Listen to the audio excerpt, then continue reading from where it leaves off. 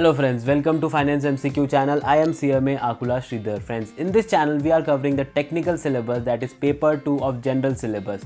And friends, in the coming lectures I will be covering the provisions related to prospectus and allotment of securities under Companies Act 2013 topic of your technical syllabus. Friends, this technical syllabus includes subjects such as costing, then commerce and accountancy, management, finance, Companies Act and economics. And friends, this technical syllabus is very important for your selection as it covers 100 marks in phase 1 and is also having 2/3 weightage in phase 2 of your SEBI Grade A officer exam. So let's begin. So friends, first of all, why does a company require funds? Friends, company will require funds to grow and expand in the market. And friends, this fund is collected from investors by raising capital. And friends, the provisions related to raising of capital such as issue of prospectus, allotment of shares and other matters incidental thereto are contained in chapter 3 of Companies Act 2013. So friends, as given under section 23 subsection 1, a public company can issue securities by different modes, like first through public from prospectus, or through private placement, or through right issue or bonus issue in accordance with the provisions of this act. So friends, remember that where a public company is issuing prospectus, then apart from following the provisions of Companies Act 2013, it will have to further follow the provisions of SEBI Act 1992 and the rules and regulations made thereunder. And friends, as far as the private company is considered, then under section 23 subsection 2, it can raise its funds through private placement or right issue or bonus issue only. So a private company is not allowed to raise its funds from public through prospectus. So friends, if we could summarize this, we will get to know that a public company can raise its funds through 4 different modes. First through public offer, then through private placement, then through right issue or bonus issue. And for private company, it can raise its fund through 3 different modes. First is private placement, then right issue and in the end bonus issue. So friends, if a company wants to raise funds from public, it will have to issue prospectus, and the definition of prospectus is given under section 2 subsection 20, which states that prospectus will include any document described as a prospectus and includes a red herring prospectus as defined under section 32 or a shelf prospectus as defined under section 31, or any notice, circulars or advertisement or any other documents inviting offers from public or for the subscription or purchase of any securities of the body corporate. So friends, if we could bifurcate this definition, we will get to know some basic features of prospectus. First of all, that prospectus means any document which is described by the company as prospectus. Then friends, it includes red herring prospectus, it will also include shelf prospectus, and it will also include any notices, circulars, ad or documents. So friends, we will read what red herring prospectus and what shelf prospectus is in the coming part of our lecture. So friends, if we move on and see for some more features of prospectus, first is that it should be dated. So friends, here the date of the publication should be mentioned in the prospectus. Friends, apart from that, a prospectus should be signed by the directors, the proposed directors and attorneys who have been specifically authorized by the company in this regard. And friends, the information and reports on financial information should also be a part of the prospectus. And friends, on or before the date of publication, the signed prospectus should be delivered to registrar for registration. And friends, prospectus should also be accompanied by a statement of expert. And friends, this statement of expert should be included only when the expert is not engaged or interested in the formation or management of the company. So friends, the Companies Act 2013 has given a definition of expert under section 2 subsection 38, which says that an expert will include an engineer, a valuer, a chartered accountant, a cost accountant, a company secretary or any other person who has the power or authority to issue a certificate in pursuance of any law for the time being in force. And friends, where the expert has given a written consent, he should not withdraw the same before delivery of the registrar. Moving on, friends, every prospectus on the face of it will state that the copy of the prospectus has been delivered for registration to the registrar along with the details of documents attached with such copy.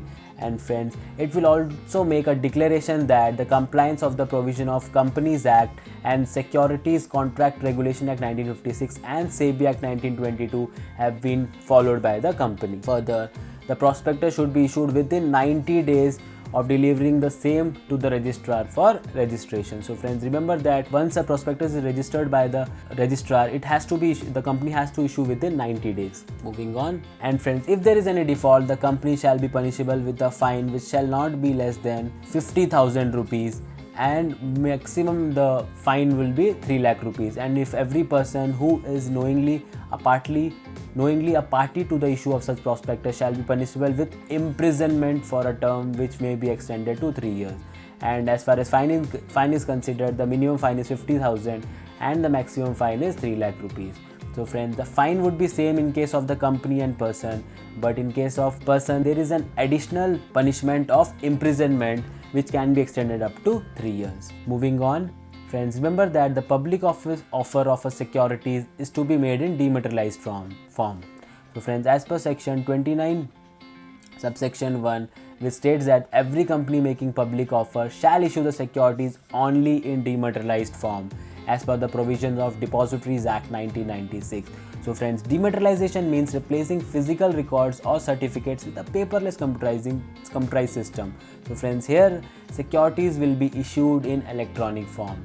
And from as far as the other class of companies considered, they will have the option to either issue securities in physical form or in dematerialized form. Moving on, now let's study shelf prospectus as given under section 31 of Companies Act 2013. So friends, we have seen in the definition of prospectus given in the section 2 subsection 70 that prospectus includes shelf prospectus. So friends, the expression shelf prospectus means a prospectus in respect of which the securities or class of securities included therein are issued for subscription in one or more issues over a certain period without the issue of any further prospectus. So friends, if we explain this definition, we get to know that a prospectus literally means a prospectus having a shelf life. So friends, any number of issues could be made during the tenure of the shelf prospectus, and shelf prospectus will be supplemented by information memorandum which will contain key updates or changes. So friends, if a company wants to issue debentures at regular intervals over a period of 1 year, it will not issue a separate prospectus every time. So friends, it can basically issue a self prospectus having 1 year validity. So every time whenever issuance is made, it can just supplement the shelf prospectus with information memorandum which will contain the key updates at various stages of the issuance. So friends, as in case of normal prospectus, even shelf prospectus is to be filed with the registrar. So friends, according to section 31, any class or class of companies as the SEBI may provide by regulations in this behalf may file a shelf prospectus with the registrar at the stage of the first offer of securities included therein, which shall indicate a period not exceeding 1 year as the period of validity of such prospectus, which shall commence from the date of opening of the first offer of the securities under that prospectus and in respect of second or subsequent offer of such securities issued during the period of validity of that prospectus. And friends, no further prospectus is required in this case. So friends, this section basically states that the shelf prospectus shall be filed with registrar at the time of first offer and at the time of second or subsequent offer made during the validity of a shelf prospectus. And friends, one more information given under this section is that a shelf prospectus will have a maximum validity of 1 year. So this is very, very important. Moving on, so friends, as we have seen in the definition of the shelf prospectus will be supplemented by information memorandum. And friends, this information memorandum will contain all material facts relating to the new charges created or changes in the financial position of the company as have occurred between the first offer of securities or the previous offer of securities and the succeeding offer of securities. So basically, information memorandum will present the latest updates as happened between two different issues of securities. Moving on, if a subscriber has paid any advance amount on his subscription and if there are some changes, as I said, in the material facts relating to the new charges or changes in financial position of the company, in that case, if the subscriber desires to withdraw his application, the company or other person shall refund the money received from the subscription within 15 days thereof from the date of application. So friends, this is very important. If any subscriber who has made an advance payment should be refunded within 15 days if he desires to withdraw from the issue. Moving on, friends, memorandum together with the shelf prospectus shall be deemed to be a prospectus. So friends, where an information memorandum is filed every time an offer of securities is made under subsection 2, such memorandum shelf prospectus shall be deemed to a prospectus. So friends, it basically says that when we are issuing a self prospectus and when it is supplemented by information memorandum, both will be deemed to be prospectus of the company. So friends, let's move on and study red herring prospectus. So friends, the provision of red herring prospectus is contained under section 31. So friends, as we have seen in the definition of prospectus given under section 2 subsection 20 that prospectus includes red herring prospectus. So friends, the expression red herring prospectus means a prospectus which does not include complete particulars of the quantum or price of the securities included therein. So friends, a company proposing to make an offer of securities may issue a red herring prospectus prior to the issue of a prospectus. So friends, here it will not show the complete information, and since it is issued prior to the issue of main prospectus, here the front page will display a bold disclaimer stating that the information is not complete and may be changed and that the securities may not be sold until the issue is approved by SEBI. And friends, here the company proposing to issue a red herring prospectus shall file it with the registrar within 3 days, at least 3 days prior to the opening of the subscription list and the offer. So friends, remember that red herring prospectus is filed 3 days prior to the opening of subscription. And friends, there might be a question in your mind, then what is the use of red herring prospectus? So friends, the use of issuing red herring prospectus is basically to test the market, and friends, this is basically done to enable the potential investors to indicate their interest in the offering before actual public issue. And once there is a public issue, their expression of interest can be converted into purchase order as per buyer's discretion. So this is basically to test the market and to invite expression of interest from potential investors. Moving on, friends, a red herring prospectus shall carry the same obligations as are applicable to a prospectus, and any variation between the red herring prospectus and the prospectus shall be highlighted as variations in the prospectus. So friends, the difference between the red herring prospectus and actual prospectus will be highlighted in the main prospectus.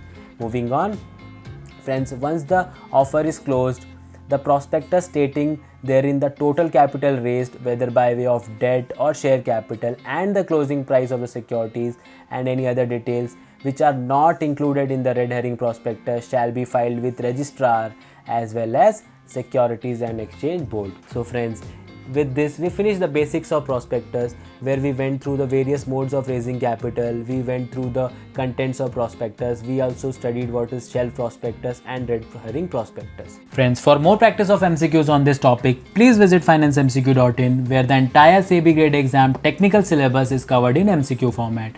Friends, here 2000 plus subject wise, topic wise MCQ questions are presented for you to practice. Friends, explanation are also added for correct answers wherever required. So friends, apart from this, there are 25 test series covering the technical syllabus for more and more practice. So friends, do visit financemcq.in and practice your technical syllabus well. And friends, don't forget that this technical syllabus is having 100 marks in phase 1 and is also having 2/3 weightage in phase 2 of your SEBI grade exam. So friends, this technical syllabus is very important for your selection. So friends, that's all for today.